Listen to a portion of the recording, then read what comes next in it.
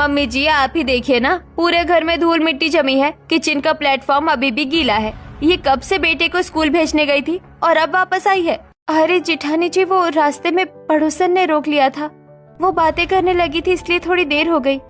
हाँ बहू, अगर वो किसी से दो बातें कर रही थी तो इसका मतलब ये थोड़ी ना है कि वो नैन मटक्का कर रही है। मम्मी जी मैं देख रही हूँ कि अमित के जाने के बाद आप देवरानी की तरफदारी कुछ ज्यादा ही करने लगी हैं। मैं कुछ भी कहती हूँ तो आपको बुरा लगता है और ये कुछ भी करे आपको सब सही लगता है। बहू ऐसी बात नहीं है, लेकिन जो सच है वही तो कहूँगी ना।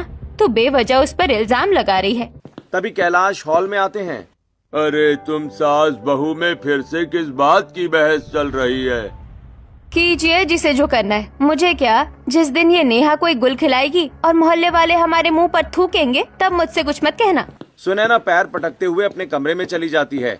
नेहा दौड़कर कल्पना के गले लग जाती है और रोने लगती है। मम्मी जी आप जेठानी जी से बहुत अच्छी हैं। अगर आप यहाँ न होती तो पता नहीं वो मेरा क्या हाल करती। बहू तू चिंता मत कर, जब तक मैं जिंदा हूँ मैं हमेशा तेरा साथ दूंगी। और मेरी एक बात हमेशा याद रखना, दिन हमेशा एक जैसे नहीं रहते। वक्त का पहिया घूमेगा और सब ठीक हो जाएगा। तभी कैलाश की नजर नेहा के पल्लू पर पड़ती है जो जगह जगह से फटा हुआ है। ठीक है मम्मी जी, अब मैं बाकी का काम कर लेती हूँ, वरना जेठानी जी फिर से कुछ नया मुद्दा बना लेंगी।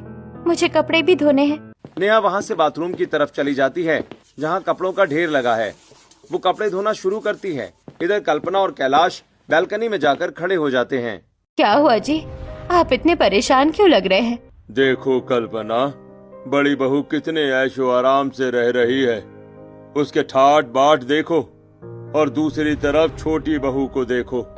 बेचारी ने कितनी फटी हुई साड़ी पहनी है। मुझे देखकर तो बहुत दुख होता है।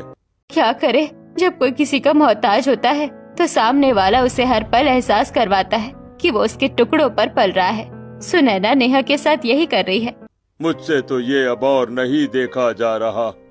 कल्पना, मेरे पास कुछ पैसे हैं, तुम एक काम करो, बाजार जाकर नेहा के लिए एक अच्छी सी साड़ी ले आओ।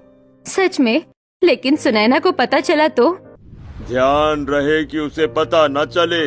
कल्पना हाँ में सिर हिलाती है और उधर नेहा कपड़े धोकर छत पर सुखाती है और फिर किचन में जाकर दोपहर के खाने में दाल चावल सब्जी रोटी और रायता बनाकर डाइनिंग हॉल में सबको खाना परोसती है।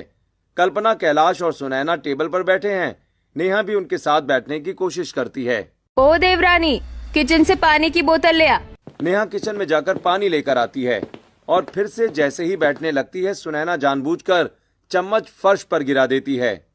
अरे चम्मच गिर गई। देवरानी दूसरी चम्मच लेकर